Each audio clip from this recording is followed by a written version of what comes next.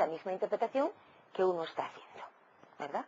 Y por lo tanto, para que las mismas lecturas que han interesado al texto propio que uno está construyendo puedan interesar y servir a los lectores virtuales o lectores posibles de eso mismo, ¿de acuerdo? Por lo tanto, entonces, citas literales, cifras, siempre que vosotros queráis apoyar. Hay muchas ocasiones en que hay afirmaciones muy intempestivas, o muy novedosas, o muy difíciles de sostener, o muy arriesgadas. Pues apoyaros, entonces, en algún texto de referencia y decir, como mínimo, esto exige ser discutido, tiene que ser repensado, etc. Bien, pues si no hay ninguna pregunta sobre eso, entonces vamos a hablar de en qué consiste un comentario de texto. Yo os he hecho una pequeña guía, ¿verdad? Esto se podría hacer de múltiples maneras, en 5 puntos que a mí me parecen los esenciales cuando se trata de un comentario de texto filosófico. Perdonadme, por lo que se refiere al sistema de referencias, habría que añadir una tercera, que he mencionado muy de pasada, pero que conviene que comentemos un segundo.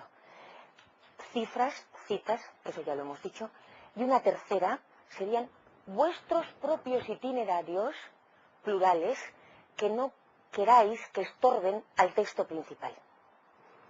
No solo Borges, sino cualquiera, cuando escribe, tiene la experiencia del jardín de los caminos, no que se bifurcan, sino que se multiplican en plural, ¿verdad?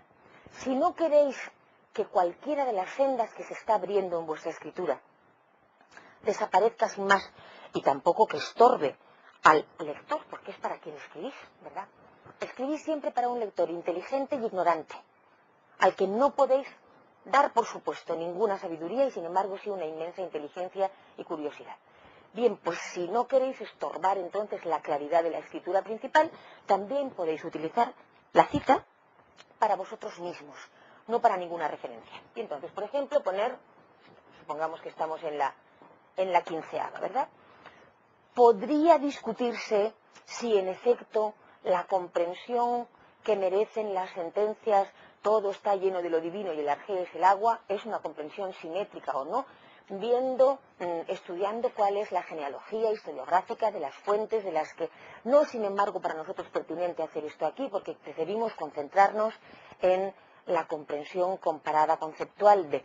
Pero, y aquí podéis decir todo lo que queráis, pero hay que notar cuál es el contraste entre lo divino griego y lo divino perteneciente a las tradiciones semitas, y cómo, sin embargo, quizá si muy fácilmente estuviéramos de acuerdo con la comprensión griega, quizá entonces perdiéramos, no es mi caso, luego yo no voy a defenderlo, pero alguien podría hacerlo, y a mí esto me sugiere de todas maneras que nunca se ha tenido en cuenta que el politeísmo racional fuera una cosa distinta del panteón antropomórfico.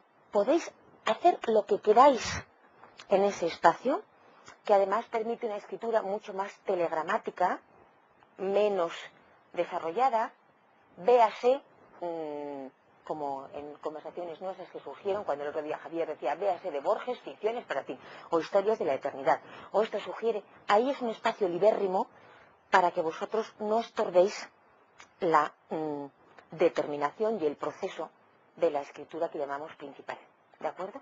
Luego entonces podéis utilizar la segunda escritura o bien para citas, o bien para cifras, o bien para lo que queráis, para pequeños comentarios, para piezas poemáticas, para recuerdos, con tal de que siempre estéis pensando que eso contribuye a la pequeña obra de arte que es vuestro escrito y desde luego a la mayor sabiduría del lector. ¿De acuerdo?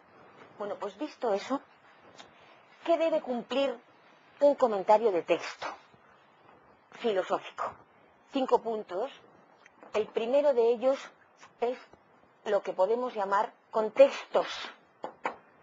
Ni siquiera solamente uno, porque estos contextos son, por un lado, documentales, pero por otro lado también epocales, sociológicos, todos los contextos que vosotros consideréis pertinentes. Por ejemplo, claro, en el caso de los presocráticos, esto no es tan fácil porque son piezas habitualmente muy fragmentarias y no pertenecen a ninguna otra obra. Pero suponed que ya estamos, por ejemplo, en Platón o en Aristóteles, ¿verdad? Entonces tenemos un texto, vamos a trabajar con este, que sea este bellísimo del Peripsige, del de ánima.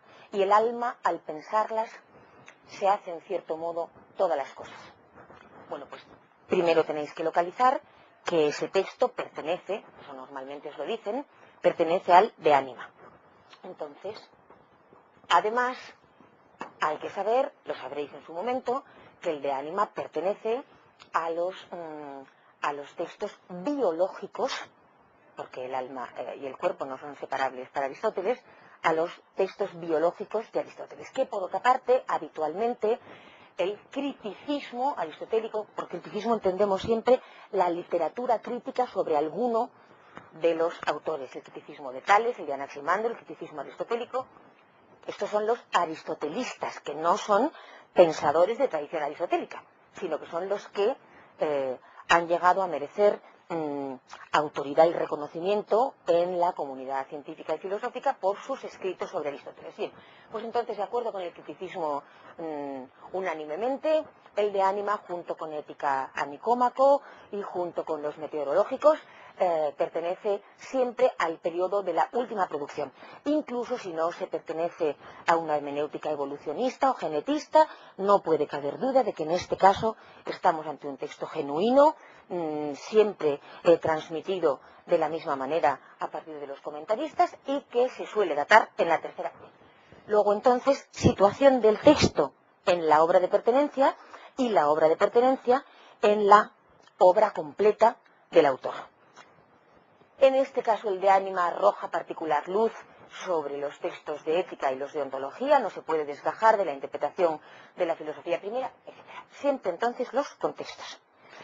Si al mismo tiempo consideráis pertinente señalar alguna dimensión de la epocalidad histórica de ese texto, por ejemplo, en el de ánima a lo mejor no es tan pertinente, pero sí lo sería por ejemplo, en algún texto de los políticos de Aristóteles, que todos los comentaristas notan, o muy a menudo notamos, que no está a la altura, la política, los libros de los políticos no están a la altura ni de las posiciones políticas de Alejandro en todo el panhelenismo y la educación de Alejandro, digo, de Aristóteles, en la educación de Alejandro y en la recuperación de tesis de Isócrates. Bien, no están a la altura de los textos publicados oficiales. Incluso hay algunos intérpretes que creen que eso es un camuflaje de lo que estaba siendo una política claramente anti-Atenas y anti-Demóstenes. Bien.